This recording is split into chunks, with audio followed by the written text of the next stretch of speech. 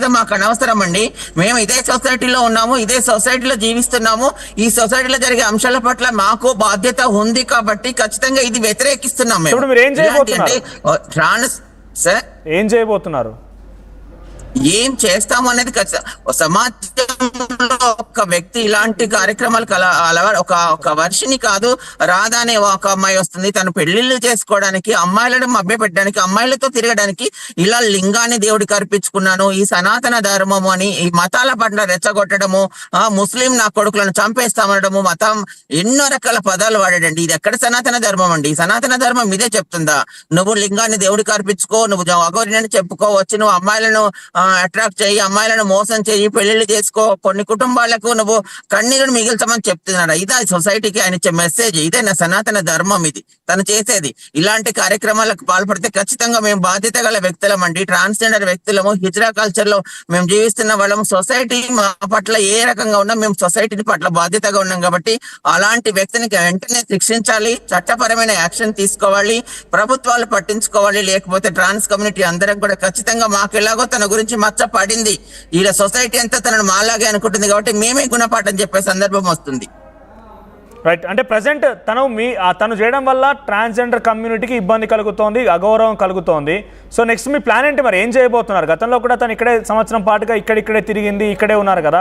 So ఇప్పుడు ఏం చేయబోతున్నారు? స్థిరం ఉందండి, తను ఎక్కడ స్థిరంగా ఉంది ఖచ్చితంగా కనబడ్డప్పుడు చూపిస్తామండి. మేము ఈసారి ఖచ్చితంగా మాకు కలిస్తే చెప్తాం. మేము ఇంతకుముందు తనను కలిసాము వరంగల్ లో, తన శ్మశాన వాటికలో పూజలు చేస్తున్నప్పుడు మాకు అక్కడ ఉన్న డిపార్ట్మెంట్ వాళ్ళు మమ్మల్ని పిలిచినప్పుడు వెళ్ళి తనను మాట్లాడి తనను అక్కడి నుంచి పంపించేసడం జరిగింది. ఎందుకంటే జనాలందరూ అలాగ భయపడ్డారు, శ్మశాన వాటికలో కోళ్లు కోసి పూజలు చేసి ఏదో భయంకరంగా చేస్తున్నప్పుడు భయపడ్డారు కాబట్టి తనతో మాట్లాడాము. కానీ తను ఇప్పుడు డైరెక్ట్ గా కలిస్తే తన నిజ స్వరూపం మీద మేము ఖచ్చితంగా బయట పెడతాము. తను ఎలాంటి అఘోరినో, తన అఘోరి తత్వం ఏంటో, అసలు నిజమైన ఉద్దేశం ఏంటో, తను ఏ ఉద్దేశంతో ఇలా చేస్తున్నాడో మేము అందరికి పబ్లిసిటీగా ఓపెన్ గా బయట పెడతాం. ఎవరి వాళ్ళు అవ్వట్లేదు అనుకుంటున్నారు కదా, ఇది మేమైతే ఖచ్చితంగా చేసి చూపిస్తామండి.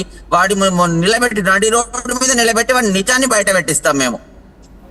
సో ప్రస్తుతానికి తన పైన ఆల్రెడీ కొన్ని కేసులు నమోదయ్యాయి. మోకిలా దగ్గర తనదో ట్రాన్సాక్షన్ అంటే డబ్బులు తీసుకుందని ఒక మహిళ కేసు నమోదు చేసింది. మొదటి భార్య అంటే ఒక ఆవిడ వచ్చింది. ఇప్పుడు రెండో వివాహం చేసుకున్నారు. రెండో అమ్మాయిని అంటే ఇప్పుడు చేసుకున్న వివాహం 3 సార్లు చేసుకున్నాడు. సో ప్రస్తుతం మహిళా కమిషన్లో కూడా అక్కడ కరీంనగర్ నుంచి వచ్చినటువంటి మొదటి భార్యగా చెప్పి ఆవిడ కంప్లైంట్ ఇచ్చింది. వాళ్ళ వర్షిని వాళ్ళ తల్లిదండ్రులు కంప్లైంట్ ఇచ్చారు. సో మీకు కూడా న్యాయస్థానాలు చట్టాలను ఆశ్రయించే అవకాశం ఉంది ఆ రకంగానే? ఆల్రెడీ ఆ ప్రాసెస్ నడుస్తుందండి. ఆ ప్రాసెస్ నడుస్తుంది. మా కమ్యూనిటీ వాళ్ళు కొంతమంది ఏవేవి పనులు చేయాలి అవన్నీ కూడా చేస్తున్నాము. ఆల్రెడీ గ్రూప్ లో డిస్కషన్లు జరుగుతున్నాయి. మా వాళ్ళు ఆల్రెడీ కొన్ని ఛానళ్లలో కూడా మాట్లాడుతున్నారు. ఆల్రెడీ మాట్లాడిన విషయాలు కూడా మీరు చూస్తున్నారు. ఇది ఖచ్చితంగా ఈ అఘోరిని అసలు ఎందుకు యాక్షన్ తీసుకోవట్లేరు మాకు అర్థం లేదు. మీరే అంటున్నారు ఇన్ని కేసులు బుక్ అని అంటున్నారు. ఇన్ని పోలీస్ స్టేషన్ లో కంప్లైంట్ అయినప్పుడు తనని ఎందుకు కూడా అరెస్ట్ చేయట్లేరు? తనని ఎందుకు విచారించట్లేదు? అసలు తను ఏంటిది? ఒక మాటకు పొంతన లేదండి. స్టార్టింగ్ లో తన అమ్మాయి అని చెప్పుకున్నాడు, తనకు నెలసరి వస్తుంది అన్నాడు. ఆ నెలసరి వచ్చినప్పుడు ఎక్కడో ఒక్కడ ఉంటానని చెప్పాడు. అసలు నేను భోజనం చేయను, ఎప్పుడో వీక్లీ వన్స్ శ్మశాన వాటికలో ఇక్కడ డెడ్ బాడీకి సంబంధించిన చిన్న పీస్ తింటానని చెప్పాడు. కానీ మనం అన్ని వీడియోలు చూస్తున్నాం, ఎక్కడ పడితే అక్కడ దున్నపోతు లెక్క మెక్కుతున్నాడు, ఇష్టం వచ్చినట్టుగా తిరుగుతున్నాడు, అందరినీ బూతులు మాట్లాడుతున్నాడు. ఇక్కడ పబ్లిక్ తను చూడడానికి వచ్చినప్పుడు కానీ తన ఏదైనా మాట్లాడినప్పుడు బూతులు, అసలు సామాన్య వ్యక్తులు కూడా బూతులు మాట్లాడుతున్నాడు అండి.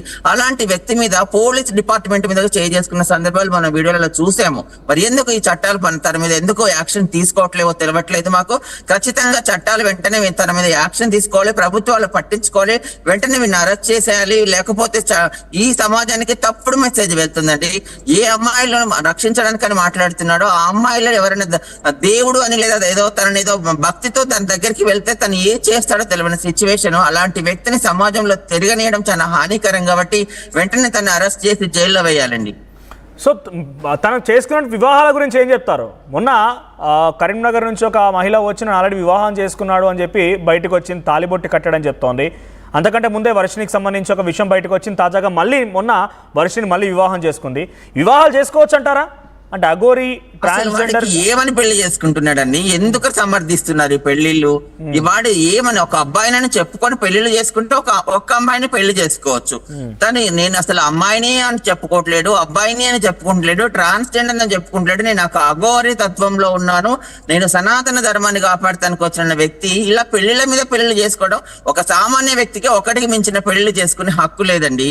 ఇలా చెప్తూ ఇలా మోసాలు చేసి పెళ్లిళ్ళు చేసుకునే వారిని చట్టపరంగా ఖచ్చితంగా యాక్షన్ తీసుకోవాలి. పెళ్లి చేసుకునే హక్కు, ఒక పెళ్లి చేసుకునే హక్కు ఉంటుంది ఒక మగాడికైనా సరే, ఒక మహిళకైనా సరే. ఇలా పెళ్లిళ్ళు చేసుకునే అది మన చట్టంలో లేదు. కాబట్టి పెళ్లిళ్ళు చేసుకోవడానికి అసలు ఆ అమ్మాయిని ఏం మభ్య పెట్టాడు? పాపం చదువుకున్నది, బీటెక్ చదివింది, వాళ్ళ ఆ ఫ్యామిలీని చూస్తే చాలా బాధ కలుగుతుంది. మరి ఆ అమ్మాయి ఏ రకంగా పెళ్లి చేసుకుంది? కానీ ఎవరు ఎందుకు మోసపోతున్నారు?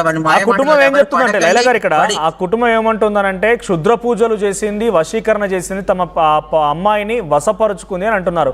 నిజంగా అఘోరి దగ్గర మీరు గతంలో కలిశారు కాబట్టి అనిపించిందా వశీకరణ క్షుద్ర పూజలు శక్తులు ఉన్నాయా? నేను అప్పుడు చెప్పాను, ఇప్పుడు చెప్తున్నానండి. ఆ అఘోరి తత్వంలో అసలు ఏముంటాయో, వాళ్ళ జీవితం ఏంటిదో, వాళ్ళు ఎలా ఉంటారన్నది మాకంత సబ్జెక్ట్ మీద క్లారిటీ లేకున్నా ఈ శ్రీనివాస్ ఈ అఘోరిని అని చెప్పుకొని తిరిగే శ్రీనివాస్ దగ్గర అలాంటి విద్యలు ఉన్నాయని మేమైతే నమ్మడం లేదు. అసలు తను మాట్లాడే విధానం చూస్తేనే తెలుస్తుందండి తనకి ఏం తెలుసని.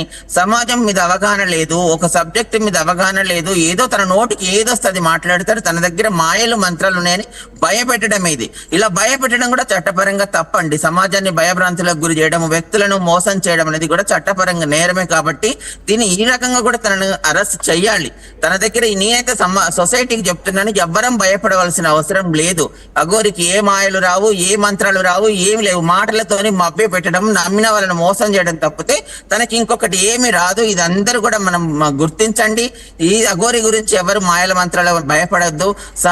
మనుషులమంటే భయపడతామండి, సామాన్య వ్యక్తులము. కానీ చట్టాలు ఎందుకు భయపడుతున్నాయి? చట్టాలు ఎందుకు అరెస్ట్ చేయట్లేరు? ఓకే, అంటే ఏమై ఉంటుంది మరి, ఎందుకు అరెస్ట్ చేయడం లేదు? గతంలో పోలీసులు కూడా బార్డర్లు దాటించారు, ఏకంగా తను కారులో ఉండగానే టోయింగ్ చేసుకొని వెళ్ళారు, అంతవరకే పరిమితం అయ్యారు. అటు ఏపీకి వెళ్తే ఏపీ పోలీసులు మహారాష్ట్ర బార్డర్లో, తెలంగాణకు వస్తే తెలంగాణ పోలీసులు ఏపీ బార్డర్లో ఇలా తిప్పుతూనే ఉన్నారు. కానీ ఎందుకు ఇక్కడ కూడా తను అరెస్ట్ చేయడం కానివ్వండి, తనపై చర్యలు తీసుకునే దాఖలాలు ఎక్కడ లేవు? అంటే పోలీసు ఎందుకు ఆగుతున్నారు మీరు అనుమానంగా ఉంది?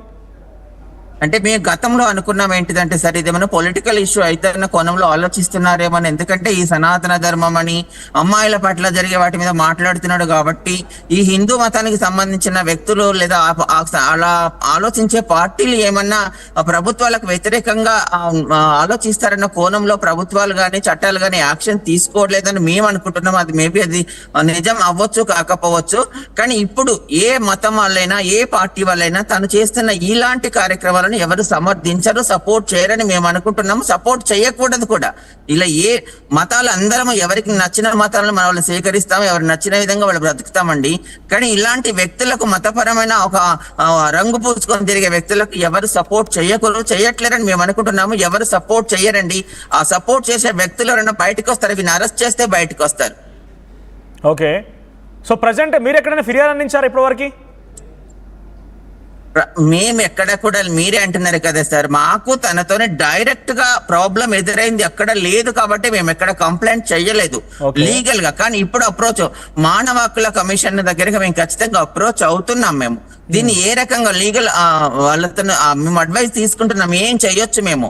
ఇది ఆల్రెడీ సొసైటీ అందరూ కూడా మా కమ్యూనిటీ అనుకొని మా మీద మచ్చపడుతుంది, మమ్మల్ని వ్యతిరేకంగా చూసే అవకాశం ఉంది. కాబట్టి దీన్ని లీగల్ గా మేము ఎలా అప్రోచ్ అవ్వచ్చు అనేది మేము అడ్వైస్ తీసుకుంటున్నాము. ఖచ్చితంగా చట్టపరంగా మేము వెళ్తాము. తన వ్యక్తిగతంగా మాకు ఎక్కడైనా కనబడ్డా ఖచ్చితంగా మీ మీద చూపిస్తాం.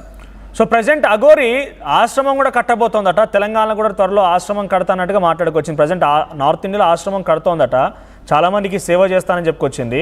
సనాతన ధర్మం అని మళ్ళీ మాట్లాడుతోంది, అంతా శివార్పణం అంటోంది, శివయ్యకే ధ్యానం చేస్తానంటోంది, సాధన అంటోంది. సో తన మాటల్లో మీకు ఎంతవరకు నమ్మకం కలుగుతోంది? ఎక్కడ నమ్మకం లేదని మొదటి నేను చెప్తున్నాను కదా సార్, ప్రతి మాట అబద్ధమే. అమ్మాయినని చెప్పుకొని తిరగడం అబద్ధమే, భోజనం చేయనని చెప్పుకోవడం తిరగడం అబద్ధమే. నేను దేవునికి